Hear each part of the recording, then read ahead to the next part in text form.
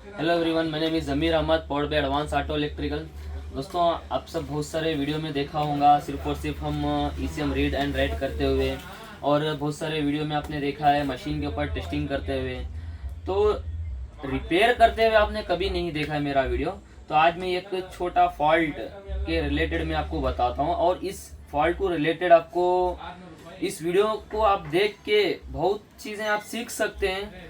किस लाइन में आपको जाना चाहिए, और जाएंगे तो किस प्रकार से जाएं, और अपने आप को अपग्रेड किस प्रकार से करें, वो इसके अंदर एक छोटी सी इन्फॉर्मेशन देता हूँ। क्योंकि आज के टाइम के अंदर बहुत सारे जो हमारे मैकेनिक भाई हैं, या इलेक्ट्रिशियन ले लो, या मैकेनिक ले लो, या कोई भी ले लो, सिर्फ और सिर्फ एक ही वर्क के अंदर घुसना चाह रहा है, वो ईसीएम रिपेयर। सिर्फ और सिर्फ एक ही उनके दिमाग में चल रहा है, ईसीएम रिपेयर का हम काम सीख लेंगे, काम सीख के एक दो ईसीएम रिपेयर करेंगे, ईसीएम रिपेयर करेंगे, अपने आप को डेवलप करेंगे। तो ऐसा सोच जो आपकी है बहुत अच्छी सोच है। तो मैं ये नहीं बोल रहा हूँ आपको ये काम ना सीखें, सीखें, बहुत अच्छी बात है। नई नई टेक्नोलॉजी को आप अपनाएं। तो वो सीखने के लिए एक प्रॉपर आपको अपना खुद का भी एक आइडिया, अपना खुद का भी एक दिमाग लगाना पड़ता है। सिर्फ और सिर्फ आपको हार्डवेयर के अंदर आप घुसोगे तो सॉफ्टवेयर का आपको समझ में नहीं आएगा।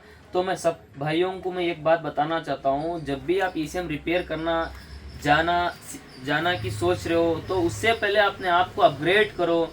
किस प्रकार से ईसीएम के अंदर पॉजिटिव नेगेटिव वर्क करता है, पॉजिटिव वर्क करता है, कैन लो क्या है, कैन हाई क्या है, और हमारा जो जो भी आप स्कैनर यूज़ कर रहे हो, कोई भी कंपनी का आप स्कैनर यूज़ कर रहे हो, जो उसके अंदर डीटीसी दे रहा है, उस डीटीसी का मतलब क्या है, ठीक है। ओपन सर्किट का मतलब क्या है, रेंज परफॉर्मेंस का मतलब क्या है, शॉर्ट टू सर्किट ग्राउंड का मतलब क्या है, फॉल्टी कंट्रोल मॉड्यूल का फॉल्ट प्रॉब्लम उसका मतलब क्या है, और तुम्हारा बहुत सारे कोड आते हैं XYZ। बोलता जाऊँ तो बहुत लंबी डीटीसी की लिस्ट बोल सकता हूँ।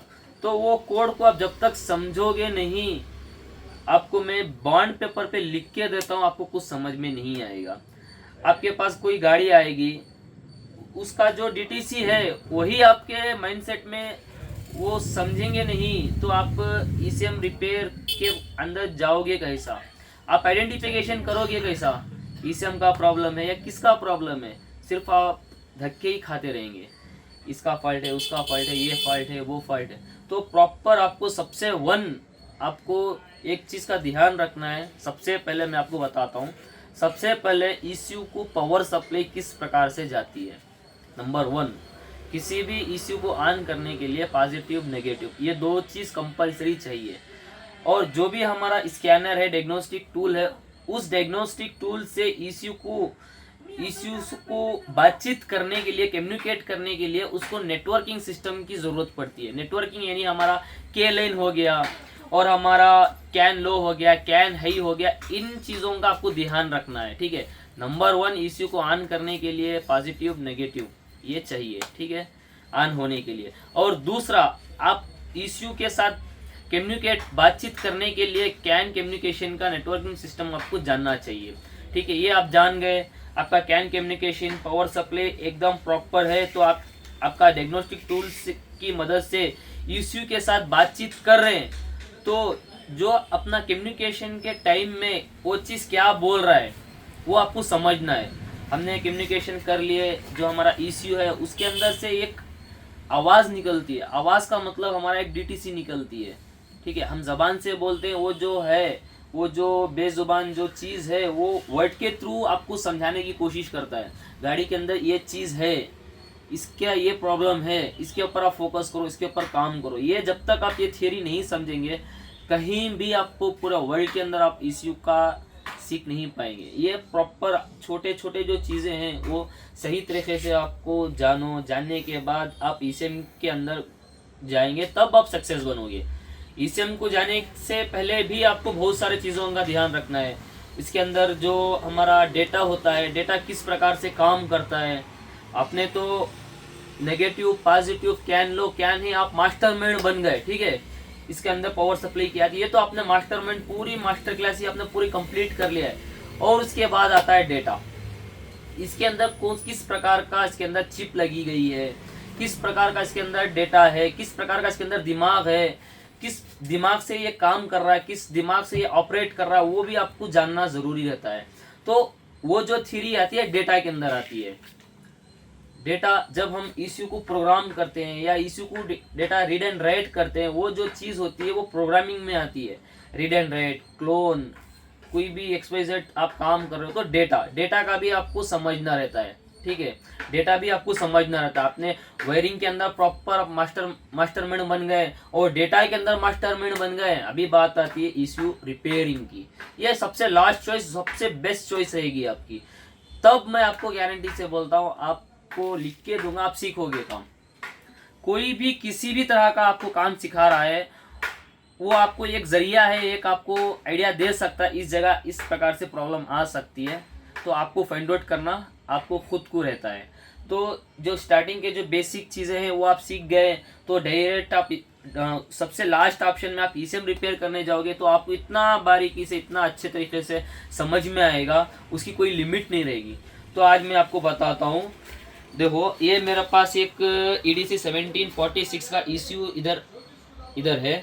तो अभी इसके अंदर एक प्रॉब्लम थी, गाड़ी स्टार्ट नहीं हो रही थी, इंजन कंट्रोल मॉड्यूल फॉल्टी का कोड बन रहा था, ठीक है। अभी तो फॉल्ट तो कोड तो बन गया, हमेशा ईसीयू के अंदर फॉल्ट नहीं आता है, गाड़ी की वायरिंग में भी आता है। ये कॉन्सेप्ट है, आपको स्टेप बाई स्टेप आप आओगे तो आपको प्रॉपर तरीके से मालूम पड़ेगा। अभी आपको एक छोटा सा एक फॉल्ट रिलेटेड मैं आपको बताता हूँ। हो सकता है ये स्टार्टिंग से लेके आखिर तक आप वीडियो देखेंगे तो बहुत सारे चीज़ें आप ये जो ईसीएम में रिपेयर कर रहा हूँ आपको, इसमें आपको बहुत सारी चीज़ें आपको सीखने को मिलेंगे। हो सकता है मैं आपको एक ईसीयू रिपेयर करने का दिखा रहा हूँ, ठीक है, एक ईसीयू आपको रिपेयर करने का दिखा रहा हूँ। हो सकता है आप ये वाले ईसीयू से कितने पैसे आप कमा सकते हैं, ठीक है। ऐसे तो बहुत सारे हमारे पास सीक्रेट हैं, एक दो नहीं, ये तो मैं आज आपको एक लाइव प्रूफ आपको मैं बता के दे रहा हूँ। इस प्रकार से काम किया जाता है, ठीक है। आप मल्टीमीटर आपको चलाना नहीं आता, आपको वायरिंग समझ में नहीं आता, आपको डेटा कॉन्सेप्ट समझ में नहीं आता, आप इसके अंदर क्या टेस्टिंग करोगे बताओ? क्या आप इसके अंदर करोगे क्या? किस जगह पे कितनी वोल्टेज सप्लाई आनी चाहिए, हाई वोल्टेज किस प्रकार से काम करता है, लो वोल्टेज किस प्रकार से काम करता है, इंजेक्टर सेक्शन क्या है, एमसीयू क्या है, इंजेक्टर ड्राइवर क्या है, आपको कुछ समझ में नहीं आएगा। तो पहले वोल्टेज, मेरी थ्योरी वोल्टेज प्रॉपर तरीके से आपको होना चाहिए। आज मैं आपको एक बहुत अच्छा सॉलिड वीडियो में आपको दे रहा हूँ। हो सकता है जो ईमानदारी से वीडियो देखेगा उस बंदे को, ईमानदारी से बोलता हूँ, आप बहुत अच्छे खासे पैसे कमा सकते हो। आज मैं एक वीडियो आपको बता रहा हूँ क्योंकि बहुत सारे भाइयों का डिमांड था, ज़मीर भाई एक ईसीएम आप रिपेयर करता हुआ वीडियो बनाओ, तो मैं आज एक वीडियो बना रहा हूँ और बहुत अच्छे टॉपिक के ऊपर वीडियो बना रहा हूँ। ये मेरे पास जो ईसीएम है EDC 1746 का ईसीयू है, ठीक है। बहुत सारे गाड़ियों में आता है, लॉरा में आता है, जेटा में आता है, पसाट में आता है, बहुत सारे गाड़ियों में आता है। अपने को गाड़ी का कोई मतलब नहीं, अपने को EDC 1746 ये वाला ईसीयू है। इसके अंदर जब मैं ईसीएम खोला उस टाइम पे सबसे पहले हम 3 चीज़ से आइडेंटिफिकेशन करते हैं ईसीयू को। सबसे पहले हम ईसीयू को देखते हैं आँखों से, आइस कांटेक्ट हम बोलते हैं, आइस कांटेक्ट, आँखों से हम देखेंगे कहीं से वाटर डैमेज तो नहीं हुआ है ईसीयू, ठीक है। हमने वाटर डैमेज देख लिया, इस जगह पे मुझे वाटर डैमेज मिला, ठीक है, इस जगह पे अपने को वाटर डैमेज मिला, इस जगह पे अपने को वाटर डैमेज मिला। सबसे पहले मेरा काम जो है वो इजी हो गया, वाटर डैमेज मिल गया। और दूसरी कंडीशन में मुझे और एक फॉल्ट मिला है, जो ये जो ग्राउंड के लिए ग्रीन कलर का जो फ्यूज़ लगाया गया है वो शॉर्ट मिला, ठीक है। ये देख सकते हैं, ये शॉर्ट मिला, ये वाला शॉर्ट मिला। शॉर्ट क्यों मिला? ये जो है इंजेक्टर सेक्शन के लिए यूज़ में आता है। जैसे ही मैं इस जगह पे देखा तो ये शॉर्ट मिल गया। कनेक्टिविटी में डालता हूँ मल्टीमीटर में, बीप का साउंड आ रहा है क्योंकि आपस में कनेक्टिविटी आनी चाहिए। अभी ये ऊपर से कनेक्ट करने में ये कनेक्ट हो गया, ये देखो कनेक्टिविटी आपस में नहीं आ रही है, ये आनी चाहिए, ठीक है। ये अब हम एक चीज़ बदली करेंगे, बदली करने के बाद भी जैसे मैं गाड़ी में लगाऊंगा ये फ्यूज़ उड़ जाएगी। तो अपने को ये समझना है ये जो फ्यूज़ है ये किस वजह से इसके अंदर यूज़ की गई है। ये जब आप समझोगे नहीं तो फ्यूज़ डालोगे उड़ जाएगा, फ्यूज़ डालोगे उड़ जाएगा। ऐसा ही गाड़ी के अंदर कोई मान लो कोई हेडलाइट के अंदर कोई बल्ब शॉर्ट है या वायरिंग शॉर्ट है, फ्यूज़ डाल रहे हो उड़ रहा है, फ्यूज़ डालो उड़ रहा है। तो जितनी बार भी आप फ्यूज़ डालोगे वो उड़ता रहेगा जब तक आप उसका मेन इंपॉर्टेंट काम नहीं समझते, जब तक आप फ्यूज़ ही डालते रहोगे। ये मैं देख लिया, ठीक है। ये फ्यूज़ उड़ गया है, तो मैं फ्यूज़ डाल के मैं भेजूँ, भाई मेरा काम हो गया, आप गाड़ी में रहो, गाड़ी स्टार्ट हो जाएगी। जैसे ही सेल्फ मारे उस प्रकार से डायरेक्ट ये दोबारा उड़ जाएगा, मेरा काम 100% नहीं होगा। तो मुझे ये देखना है ये जो सिस्टम है ये इंजेक्टर सेक्शन के लिए ग्राउंड में ये इस्तेमाल की गई है, ठीक है। ग्राउंड की तरह ये काम करता है, ये फ्यूज़ जो है ग्राउंड में काम करता है, आपस में ग्राउंड रहता है। ये बॉडी के साथ ये ऑटोमेटिकली कभी भी ग्राउंड रहता है, ठीक है। ये ग्राउंड आपस में कभी भी रहता है। ये फ्यूज़ उड़ा है तो मेरी थ्योरी के हिसाब से मैं देखूंगा इंजेक्टर सेक्शन, जितना भी इंजेक्टर सेक्शन है सब जगह देखूंगा, शॉर्टिंग तो नहीं है। ये ग्राउंड में ले लिया, ये देख लिया, ये देख लिया, ये देख लिया, ये देख लिया, ये देख लिया, ये जो सेक्शन है ये कहीं पे ग्राउंड नहीं है, आपस में बॉडी के साथ कहीं पे ग्राउंड नहीं है, वो देख लेते हैं। जितने भी रजिस्टेंस है सब के सब मैं देख लूँगा, ये कहीं पे भी शॉर्ट नहीं है। अभी आता हूँ पीछे, ये जो इंजेक्टर सेक्शन हाई वोल्टेज है, ठीक है, हाई वोल्टेज है, ये जो है हाई वोल्टेज है। अभी मैं वोल्टेज में डालूँगा, देखूंगा मेरा हाई वोल्टेज काम कर रहा है या नहीं कर रहा है, क्योंकि 40+ वोल्टेज इसके अंदर आता है। ये जो मोस्पेड है 40+ वोल्टेज आना चाहिए। अभी मैं देखूंगा, देख सकते हैं 11 यानी 11 वोल्ट आ रहा है, तो इसका मतलब है मेरा जो ECU है वो हाई वोल्टेज नहीं बना रहा है। और एक थ्योरी होती है, इसे हम रिपेयर करने वाले जो बंदे हैं उनके पास एक थ्योरी होती है, वो थ्योरी में हम हाई वोल्टेज को ही मेजर करते हैं। जब तक हाई वोल्टेज नहीं आ रहा है तब तक हमारा ECU ओके नहीं मानते हम।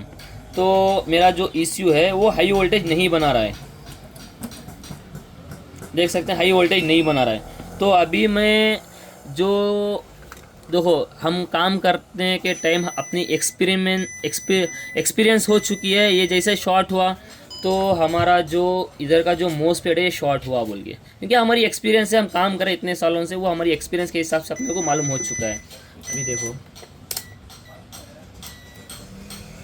ये आपस में कभी भी शॉर्टिंग नहीं होनी चाहिए, ये आपस में शॉर्ट हो रहा है। ज़रा चलिए फ़ोन देखो सामने, ये जो मोस्टपेड है ये मोस्टपेड आपस में कभी भी शॉर्ट नहीं होना चाहिए, ये शॉर्ट हो रहा है, ठीक है। इसका मतलब ये एक मोस्टपेड बदली होगा, ये एक मोस्टपेड बदली होगा एक, और दूसरा इसके अंदर जो है एक फ्यूज़ बदली होगा 2, और तीसरा इधर वाटर डैमेज हुआ था, तो इधर हम प्रॉपर तरीके से क्लीनिंग कर लेंगे। आप आज इधर के जितने भी रेजिस्टेंस हैं प्रॉपर वैल्यू हम देख लेंगे, तो ये ECU जो है वो रिपेयर हो जाएगा, ठीक है। और जब भी आप ECU रिपेयर करोगे तो सबसे पहले आप फोकस करो हाई वोल्टेज के ऊपर, हाई वोल्टेज आपका बन रहा है या नहीं बन रहा है। हाई वोल्टेज देख सकते हैं इसमें 11 वोल्ट बन रहा है, ये हाई वोल्टेज नहीं बना रहा है, तो हाई वोल्टेज के ऊपर मुझे काम करना है, इंजेक्टर सेक्शन हाई वोल्टेज के ऊपर मुझे काम करना है। अभी ऐसा ही मैं आपको दूसरा ECM बता देता हूँ।